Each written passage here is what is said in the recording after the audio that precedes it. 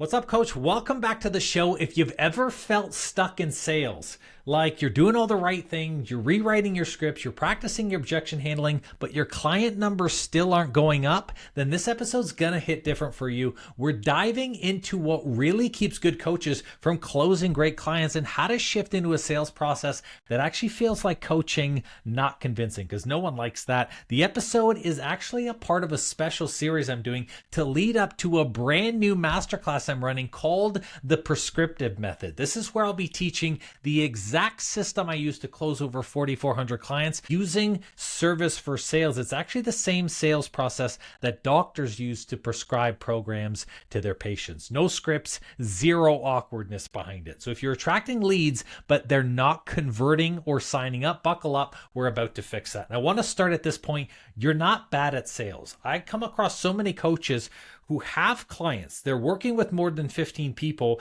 And yet when they're having conversations with me about sales, they're like, I just feel like I'm really bad at sales. And I'm like, well, that's not true. You've sold clients before, you've converted people into your program, and there's people working with you and you're giving results. So it's not that it's a sales thing, and it's not that coaches are bad at selling. It's that the way that you've been taught to sell is actually the way that marketers are taught to sell products, not how people should sell services and sell coaching. So what happens is you love the coaching, you show up 100% passionate with your energy, you're really excited and fired up to just deliver value and go all in on them. And then all of a sudden you have to transition into this like marketer version of you where you're like, nope, we have to only ask 6 questions, only I can speak, I have to set these rules up front in a conversation. And then it feels disingenuous and there's a disconnect. And naturally to a coach who's all in on somebody to then go to this point where you can't be all in or you feel like you have to hold yourself back, people are going to feel that. And so what happens is when you start to transition in the conversation from like, hey, how can I help you, to all of a sudden, let me tell you about the program, the energy completely shifts. And this is where someone goes, this is a pitch I'm being pitched to. So for you to keep this selling something that I would call servicing instead, we can't sell like we are marketers, because as coaches, we aren't marketers. We have a service and we're actually building a relationship with someone. In truth, just like a doctor, I don't want to work with someone who doesn't want my support. I want to make sure that the program and the offer that I have is right for the person that's in front of me. And I want to make sure that when I'm talking to them, that I'm understanding all of the challenges that they have ahead of time. So when I actually start them on the treatment plan, when I actually bring them as a part of the program or into my container, they have the maximum amount of success. I'm not here to grab someone's investment up front only for them to fail halfway through and exit the program. I want 100% success rate in my programs. Like you, I want my containers to be filled with fired up people who are not only excited to work with me as a coach, but who are excited to go through the process and the journey and want to make long-term change. So just like we are working and using a service with our clients, I like to see it kind of like a doctor prescribing to a patient. A doctor wants to work with a patient who's willing. A doctor is only going to talk about the solution and the steps in the process when they know that the person is ready, and they're going to make sure that they get into a ready state, which is what selling should be. Selling is really just about providing your service in a way that's going to make sure that this person is ready and qualified. So going into that, it's not that you're bad at sales. It really comes down to the marketing piece, which comes down to using the scripts. You guys are taught as coaches that it has to be scripts and slides, but the scripts and slides keep failing you, and they're failing you for a reason. And here's the reason. A script is something that's very inauthentic and not genuine inside of a conversation. There's no way that you can predict where a conversation's going to go. There's no way that you can absolutely pinpoint every single question, or that someone is going to have the answer you need to guarantee a sale every time. A script is really just a large and loose framework to make sure that you're hitting all of the questions needed to be able to pre-qualify someone for a sale. Marketers use use it because they want to address certain objections up front. So when they do go and pitch the price, there's no objections left. But in reality, if you have content that's speaking to a high level client and you're speaking to people who are ready to buy, there shouldn't be objections anyways. On top of that, if you have a proper nurture sequence and you're delivering a high level of value to show people that you are credible as a coach and you've built that trust with them ahead of time, by the time they get with you on the consult or by the time they reach out to you in a DM, there shouldn't be the need to ask these specific questions or to follow a script. Your content in your nurture sequence should do the majority of the selling for you. So by the time they have a conversation, the conversation is really just to make sure they're a good fit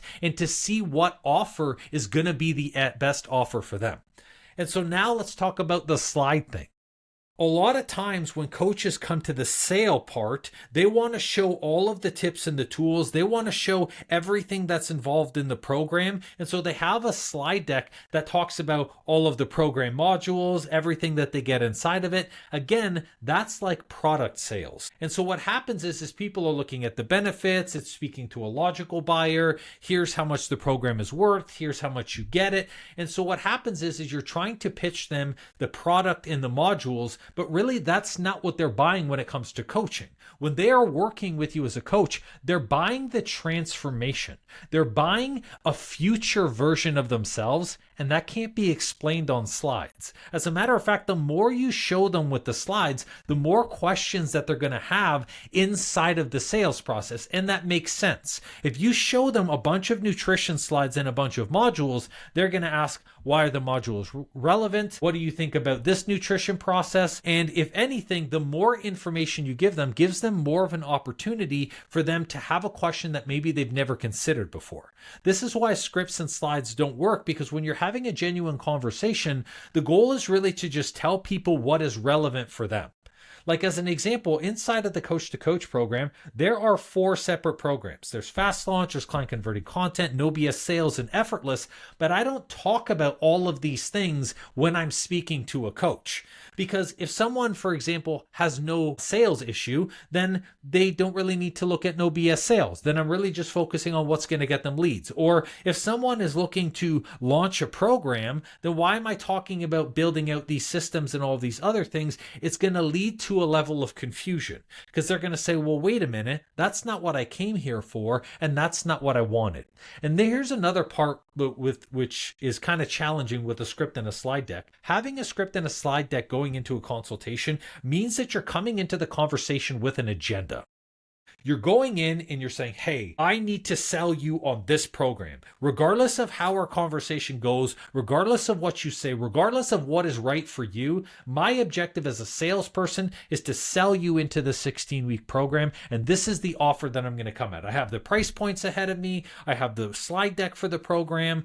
And so what happens is even if that person is not a great fit for that offer, even if that person may not be a great fit for the investment or for the payment terms, or they may not be ready, you're still going to show up with that agenda, which means you can't truly be present. It means that people are going to feel an energetic disconnect between you because every single time they say a potential objection, you're going to skip right over it to whatever is next on your slide or whatever is next on your script. This is why people start ghosting you at the end. And I use the term ghosting because you'll know if your sales are not genuine or authentic when people at the end of a sales conversation are looking for a reason to get off the call. Now, I'll speak to this from a call perspective, but it works the same way in the DMs. If you talk about your program, give them the price, and they disappear, or if you talk about your program, give them the investment, and they say, I need to think about it, I need to speak to my partner, let me get back to you, that is them saying, I don't want to talk to you anymore, let me leave because I'm done with the conversation. What it shows is at the end, there's such a disconnect for them. There's no emotional buy-in. And it's like you basically just spoke to like, hey, here's all the tools and tips that you need. That for them, they're like, well, I don't really feel compelled to buy right now. People ghost for a reason. They ghost because they don't trust you. They ghost because they don't find you credible, or they ghost because there's no emotional connection. If I have no investment in, if I'm not emotionally bought in, if I'm not excited or fired up to join your program, I'm not going to stick around. And so what happens is people feel bad because you spent an hour of your time giving them information, or you spent 15 minutes DMing them back and forth. And so instead of giving you a hard no or rejecting you like an honest person, they feel bad and they're like, well, I'm just going to tell you I need to think about it. I'm just going to let you down easy. I'm going to thank you for your time and I'm going to walk away. People ghost you because they're not connected and they're not bought in. That is the largest indicator to that your sales process is not working. And it comes down to the trust, it comes down to the credibility, and it also comes down to the emotional connectivity. This is why the sales process has to come from a place of service. Because if I, from my content all the way to my nurture sequence, all the way to the consultation, provide a really high level of value, if I'm giving them information ahead of time, if I'm help painting a picture of the transformation and the lifestyle they can live before they even hop on the call, if I'm pre-qualifying them and I'm sending them value, I'm sending them free trainings and videos, stuff that they didn't even ask for to help get them started on their journey, if I'm asking them questions before they even hop on the call, and I'm sending them personal videos saying, hey, Tom, Allison, whatever, hey, I'm so excited to be able to see you. I'm so excited for our conversation. Then these people are going to be just as fired up to speak with me as I am to speak with them. And then when I start the conversation and I'm just coming from a place of care and we're laughing and it's fun and I'm connecting on a deep emotional level, and the person in front of me is like, wow, this coach actually gets me. They really understand my struggle. They understand what's going on. When I say, hey, mind if I share with you how we're going to do this? They're going to be open. They're going to be receptive. They're going to be emotionally bought in. And this is what you need. This is actually how I closed 4,400 clients over the span of 8 years. And it took me the first 3 years of my business to realize what I was doing wrong. And it's crazy because I'll never forget the week which I made this change. I bombed 26 consults in a row. There was a week I had, technically I had 28 consults booked, but 2 of them were no-shows. I did 26 consults in a row. And with 26 consults, I was like, someone's got to buy. And guess what? All of them said no. They left.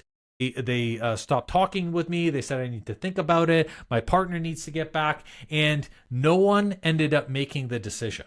And that's when I realized, oh, this isn't an offer issue. It's not a process issue. It's a me issue. The way that I'm selling is making them nervous. The way that I'm selling is pushing them off. The way that I'm trying to get them in the program is trying to convince them or guilt them or strong arm them to join my process. And this is where I was like, you know what? If I'm going to grow this hormone coaching business, because that's what I was doing at the time, I have to do stuff differently. It's when I discovered that there was a way that doctors were using. There was actually a chiropractor that was across the street from me. We were having a conversation and I watched how he signed somebody up. And it was so genuine. It was so organic. It was just a natural conversation. I was like, holy shit, I'm doing this wrong. This is when I really started to break down and build the prescriptive method. It's the one that I'm going to be doing the masterclass on. When you can come from a place of care and you can just listen. And then at the very end, you're like, hey, look, based off of what you're telling me, here's what our action steps are. Here's where I'm going to start with you. And here's what we're going to tackle. Let's get started. It becomes a no-brainer. It becomes the next logical step in their journey, but it also becomes the next emotional step in their journey when you can paint what that picture's like. When I changed that over the span of the 3 months, the next 3 months, I signed up 220 clients, and that was an average of 550 clients each and every year, year after year following. That's how I got to 4,400 clients. But it took me to fail 26 consults in a row to be like, holy shit, it's me. There's something wrong with me. And listen, you can't sell worse than I've sold.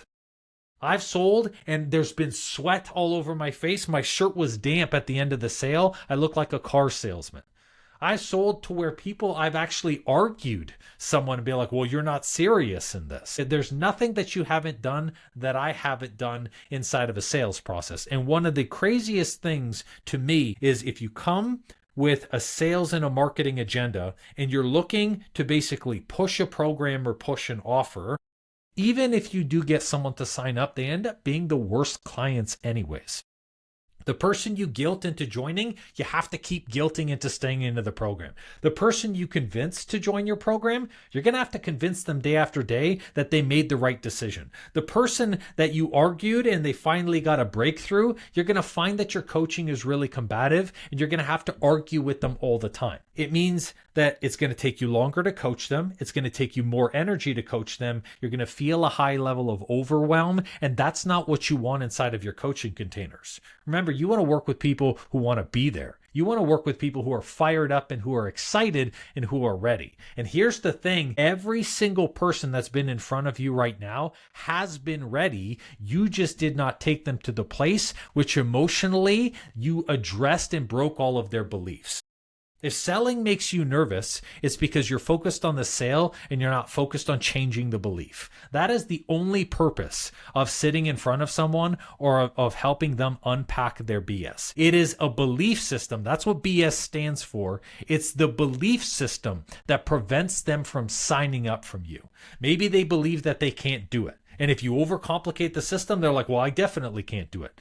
Maybe they believe that you're not trustworthy. And so if you start sweating and you start hiccuping or you start hesitating when you're saying the price, they're like, oh, now I definitely don't trust this person. Maybe it's just fear. Well, truthfully, I mean, it's all fear. All of the objections come down to fear. There's some level of fear that is preventing them from getting to the next level. And so when you're having these conversations, whether you're doing DM sales or you're doing consult sales, it's your responsibility as a coach, just like inside of coaching, to help show someone the belief that they have and then share with them either why that belief is good or why that belief is not working and help them change the belief. Inside of a consultation, as long as someone leaves and they feel a little bit better than they did before, you are absolutely guaranteed to have them as a client, because that is the whole purpose of coaching. The whole purpose of coaching is to help that person get out of their own way. So if selling makes you nervous, it's because you're focused on the sale and you're not focused on the belief. These are the things that prevent you from signing up clients daily. And it's what I see inside of Coach to Coach all the time. It's not that the coaches that I work with are bad salespeople. No, they already have tons of clients that they're working with. It's that when they were having conversations with the clients who signed up, they were energetically in, they were excited, it was effortless. And I know you've had consults like that, where in 15 minutes, the person's like, let's just do it. And you're like, haha, and you're laughing and it's great. Versus the consults where you're like, holy cow, I really need this sale. And you try to push an objective. So if today's episode really hit home from you and you're ready to finally feel confident in the sales without any of the pressure or any of the BS involved, I would highly encourage you to join this masterclass. I'm hosting a free masterclass called the Prescriptive Method that's going to be on Wednesday, April 23rd. It's at 6 p.m. EST. In that masterclass, I'm breaking down the exact system I use to close over 4,400 clients without scripts, slides, or any of those BS tactics you've been taught. And I'm going to show you how you can turn your leads into actual high-ticket clients through real trust-based conversations, because it really is a conversation. And guess what? The masterclass is totally free to join. And there's going to be a replay if you can't make it there. Just head to growmycoaching.com/prescribe masterclass to save your seat. Of course, I'll drop the link in the description as well, so you have easy access to that. I would love to see you there. But if you can't be there, join the replay. Like, we're going to be live at 6 p.m. It's going to be so powerful because you'll be able to ask your questions and get the answers that you need there. Otherwise, thanks so much for watching the episode. Change your sales from selling into service, and you're going to get more clients that way. We'll catch you later.